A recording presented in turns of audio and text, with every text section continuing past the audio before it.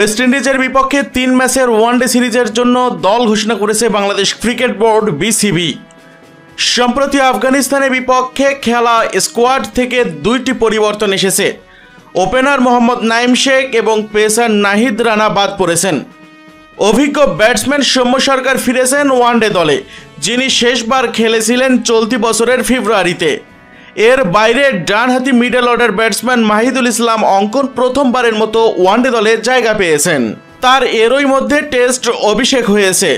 এবার লাল সবুজের জার্সি গায়ে তোলার পালা।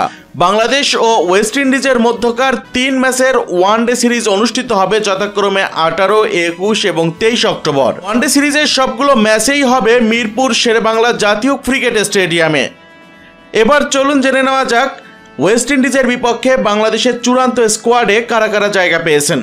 মেহেদী হাসান মিরাজ অধিনায়ক, তানজিদ হাসান তামিম, সৌম্য সরকার, মোহাম্মদ সাইফ হাসান, নাজমুল শান্ত, তাওহিদ হৃদয়, মাহিদুল ইসলাম অঙ্কন, জাকের আলী অনিক, শামীম হোসেন পাটোয়ারি, কাজী নুরুল হাসান সোহান, রিশাদ হোসেন, তানভীর ইসলাম, তাসকিন আহমেদ, মুস্তাফিজুর রহমান, তানজিম হাসান সাকিব এবং হাসান মাহমুদ।